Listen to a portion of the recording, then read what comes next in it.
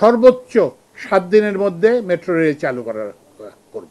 বাংলাদেশের সড়ক পরিবহন সড়ক নির্মাণ ব্যয় পৃথিবীর সর্বোচ্চ, এই অপবাদ আমাদেরকে ঘুচাতে হবে। চাঁদাবাজির কথা বলেন, এই চাঁদা তো এক জায়গায় কালেক্ট হয়, কিন্তু এটা যায় কোথায়?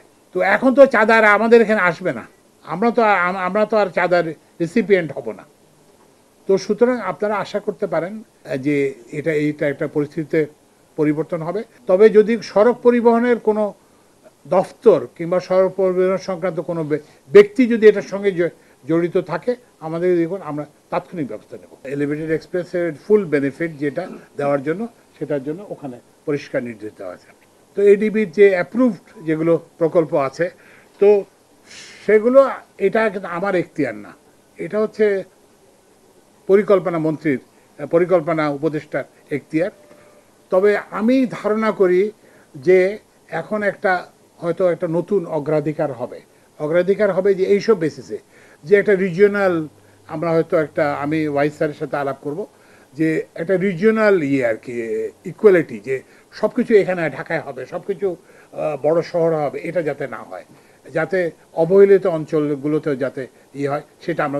তো এটা ঠিক আমার না, তবে আমরা সড়ক ইয়েতেও আমরা বলবো যে আমরা এটাকেও রিওরিয়েন্টেশন করার চেষ্টা করব, যে সারা বাংলাদেশ আমাদের দেশ, শুধু ঢাকা বাংলাদেশ মানে ঢাকায় নয়, এটা থেকে আমরা বেরিয়ে আসার চেষ্টা করব। স্বাধীনতা যুদ্ধের সময় একটা স্ট্রং ম্যান্ডেটের সরকার ছিল, এবং এখন আরেকটা স্ট্রংগেস্ট ম্যান্ডেটের সরকার এসছে, এবং এটা রাজপথের লোক রক্ত দিয়ে সরকার করছে।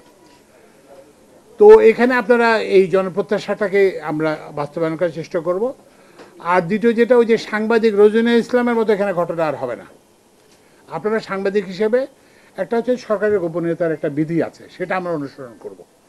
কিন্তু ওই যেটা বললাম যে আপনি সংবাদ চান, আপনি আপনার পেশাগত দায়িত্ব আইনের সীমার মধ্যে যদি করেন, আমরা কিন্তু আপনাদের পুরোপুরি সহযোগিতা আপনাদের কাছ থেকে পাবেন। আমাদের প্রথমে এটা হচ্ছে মেট্রো রেল চালু করা। তো আমরা দ্রুততম সময়ে মেট্রো রেল চালু করার সিদ্ধান্ত নিয়েছি। যেহেতু সরকার পরিবর্তন হয়েছে, মেট্রো রেলের বোর্ডে কিছু প্রতিনিধি ছিল, সেগুলো পরিবর্তন করা দরকার ছিল। তো সেটা আমরা আজকে করে দিয়েছি, এবং এটা আজকে জিও ইস্যু হয়ে যাবে। তা আমরা সর্বোচ্চ 7 দিনের মধ্যে মেট্রো রেল চালু করব। ব্যয় সংকোচন করতে হবে, আমি এটা ব্যয় সংকোচন পরিকল্পনা চাইছি। কারণ এখন তো জানেন যে সরকারের রেভিনিউ হয় নাই, অনেক দিন বন্ধ ছিল, তো এখন খরচ এইটা একটা করছি। আরেকটা হচ্ছে, আপনি জানেন যে সড়ক জনপথ বিভাগের বিভিন্ন প্রতিষ্ঠানে আগুন এবং ওই যেটা বললাম যে কি বলে এটাকে ভাঙচুর হয়েছে। তো সেগুলো আমরা দ্রুততম সময়ে যে এগুলো যাতে হয় এবং এই যে সার্ভিস রেস্টোর করা হয়, সেটা ওই যে বিআরটিসির মনে সার্ভিস রেস্টোর করা হয়ে গেছে, এবং অন্যান্যরা যারা যেটা সেবা সেটা আমরা রেস্টোর করার জন্য করছি। এবং এইটা একটা এটার সঙ্গে এইটাও আমরা দিয়েছি, নির্দেশনা দিয়েছি যে আগের মতো কোনো ওই যে হবে না, কি বলে এটাকে সিঙ্গেল সোর্স প্রকিউরমেন্ট আর হবে না। ওই যে চেনামুখের ঠিকাদারি হবে না আর। এখানে পরিষ্কার বলে দেওয়া হয়েছে যে এটা একটা ওপেন প্রসেস হতে হবে, মানে যেখানে সবার অংশীদার থাকতে হবে, কেউ যাতে অংশ নেয়। আমরা এখন এই টেন্ডারিং এসব নাম করে আমরা এগুলো মানুষকে অনেক ধোকা দিছি। তো এখন ধোকাবাজির কিন্তু দিন শেষ। তো সুতরাং আমরা এটা আর ধোকা দেব না। আরেকটা জিনিস যেটা বলছি, যে এখন the performance will be evaluated on real ইন্ডিকেটার্সগুলো কি, যে আপনি এই জায়গা থেকে ওই জায়গায় যেতে সময় কত লাগতেছে, আপনি এত কিলোমিটার করছেন, রাস্তা এত ওয়াইড হচ্ছে, এটা আমার জানার দরকার নেই। এখন আমি যেমন উনি যে বলতে পারেন যে উত্তরা থেকে আমার মতিঝিল যেতে এই সময় লাগে, রাস্তায় যেতে এই সময় লাগে, আমার এই সময় লাগে।